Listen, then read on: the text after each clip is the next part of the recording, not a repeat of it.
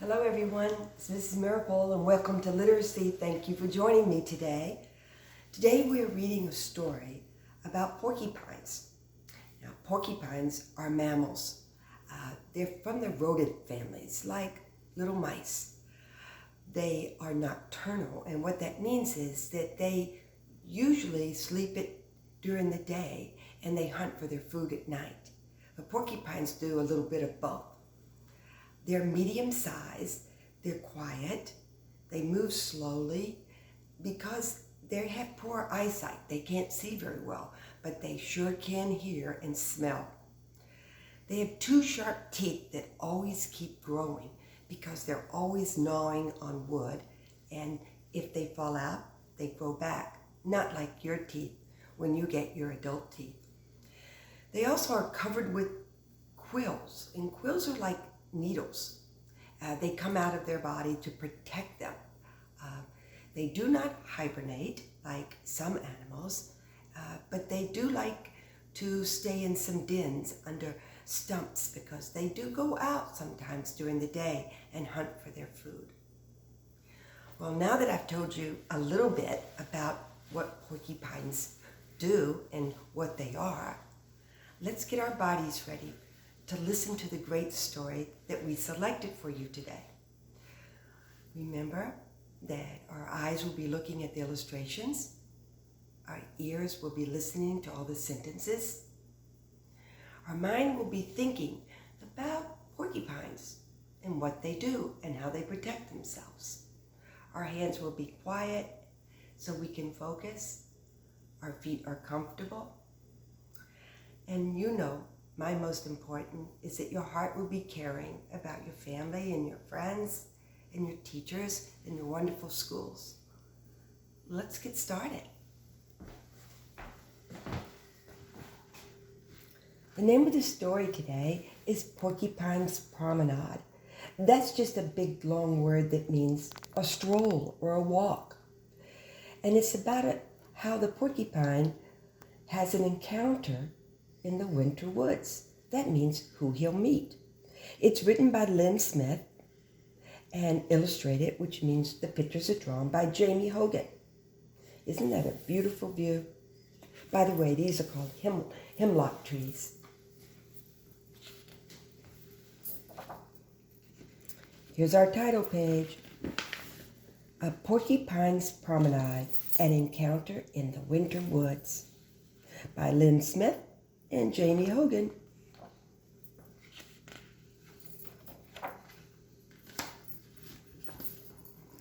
Right outside my front door in an ice-cold winter playground. "Mom," I shout, "have you seen my snowshoes? I'm going out for a walk in the woods." Plump, plump, plump. My snowshoes push the deep snow down under my feet. The forest is cold in the morning, and my hands are warm in my gloves. The sun is bright and shines through the branches of the tall evergreen trees. These are evergreen trees. That just means that they never lose their leaves and always stay green. I see my shadow, and I move quietly. In front of me, I see a big hemlock tree with patches of granite rock circling the large trunk. A dark hollow has been dug between the roots. Who dug this hole? I'm curious and bend low to peek into the darkness. Who is in there? Two bright eyes shine out at me. I know who it is. It's a porcupine. "Look, it's a porcupine." "Good morning," I whispered. The porcupine twitches her brown nose at me and burrows deeper into the hole. That means gets deeper inside that hole. I shuffle backwards because I know what can happen when a porcupine is startled. Do you know? I quickly watched as she begins to creep out of the hole. The top of her small head is covered with black fur, and her cheeks are covered with these tiny milk-white quills.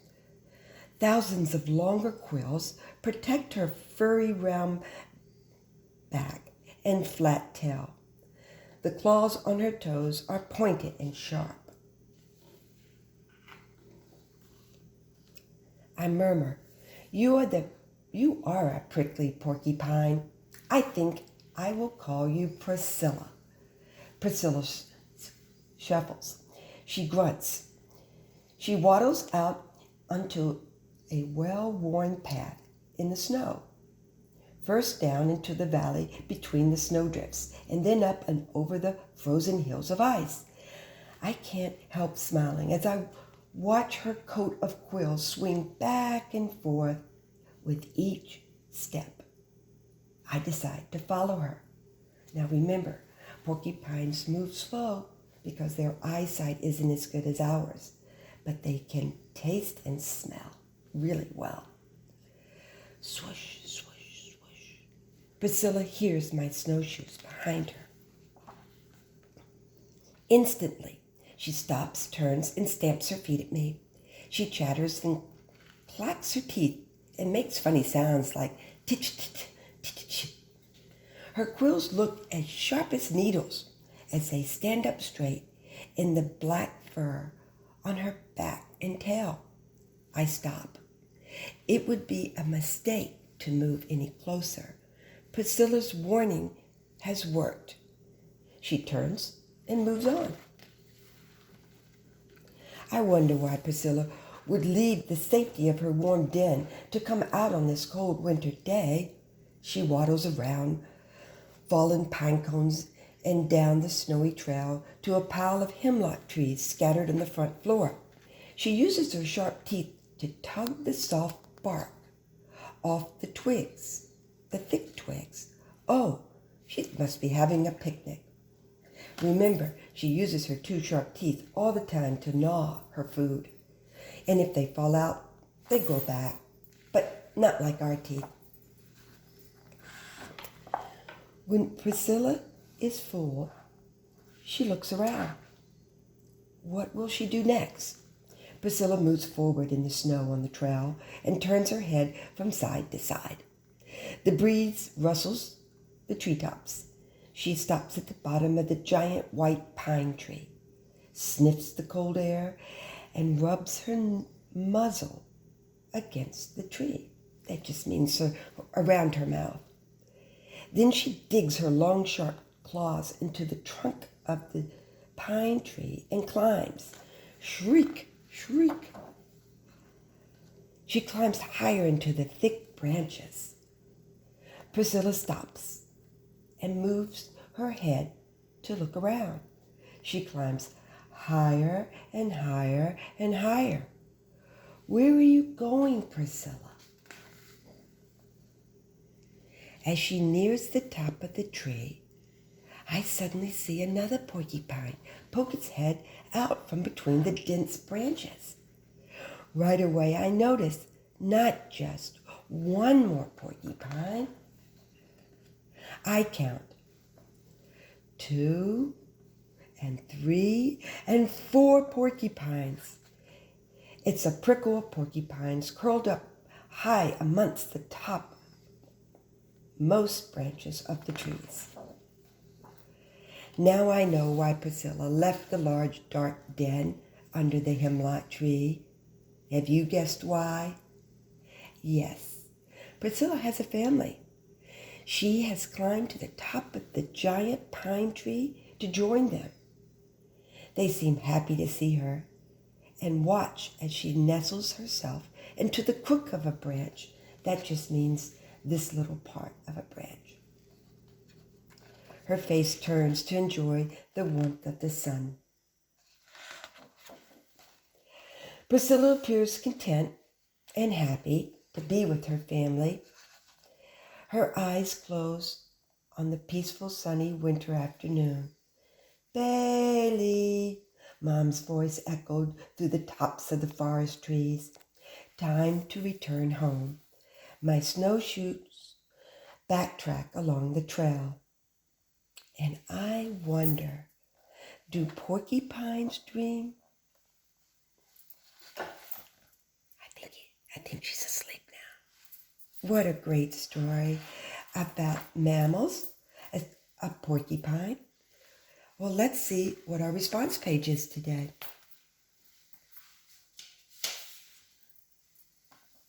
This will be your response page. We have 2 parts today. Remember always to put your name at the top. And this says, draw what Bailey found at the bottom of the hemlock tree. Well, I'm first going to draw the hemlock tree. This is going to be the bottom of the hemlock tree because Priscilla's going to be at the bottom.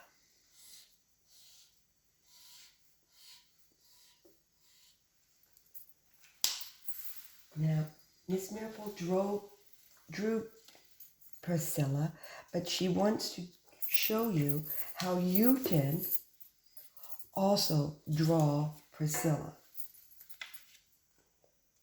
Remember, she's a porcupine and she's a mammal. But to draw her, you just need to make a big upside down U with this side not as long as this. And then give a backward C. Don't forget her nose and her eyes. And this will be the bottom of her body. And she has quills that stand up to protect her in the wild. And the quills can go up and they can go sideways. And she has special quills around her mouth to protect her. She also has brown fur, so you can add some fur to her body. And then don't forget her feet. She has 4 feet that she loves to walk and search and find food for her baby porcupines. And she also has claws at the bottom to help her climb the hemlock trees and the pine trees.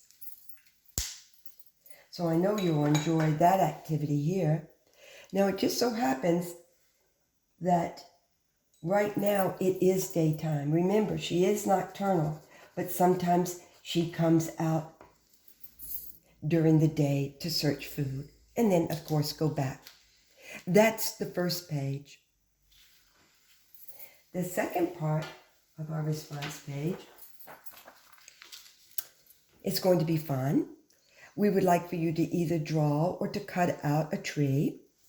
Miss Meropol decided that I would cut out rectangles of different sizes to create the pine tree that she climbed up to find all of her porcupine babies. That'll be the trunk of the tree.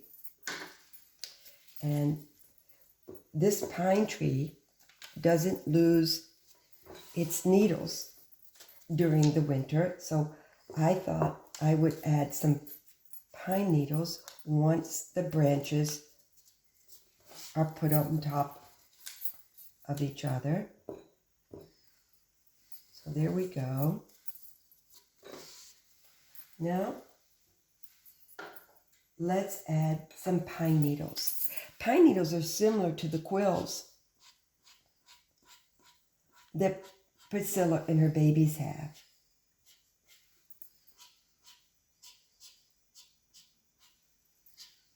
Remember, they don't fall off during the winter season like the leaves do.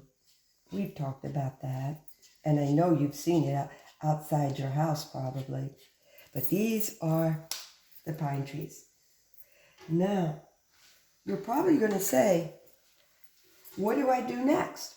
Well, the directions say, add how many porcupines were in the tree. We're at the bottom. We drew you some porcupines. But I thought on one of the pages in the scene that Priscilla climbed up and she found how many porcupines? 1, 2, 3, 4, 5. Nope. I think she found 4.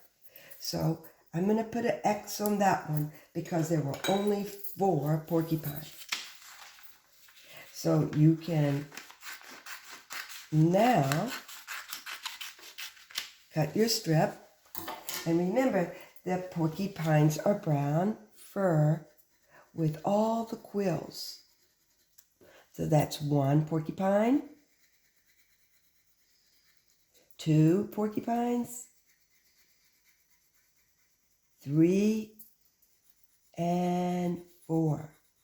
Don't forget to add the quills like we did here, and add the quills around her nose and mouth. Remember, she needs to protect herself in the wild.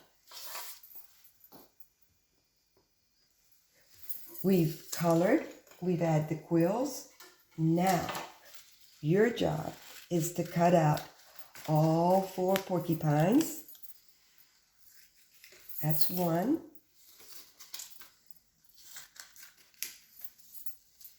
And this is number 2. Probably brothers and sisters. And we have 2 more to cut out. 2 more porcupines added to the ones will give us 4. But remember, they're not at the bottom of the pine tree. It's during the day, and the porcupines are sleeping. Remember, sometimes they sleep during the day, so they're up into the branches, waiting for their mom to return. So that's 1, 2, and remember, you can decide where you want to glue down your porcupines. But they do stay in the branches resting, and then maybe at night they'll get up and search for food. There they are. 1, 2, 3, 4 porcupines waiting for their mom, Priscilla. I enjoyed that story. I hope you did too. Have a great day.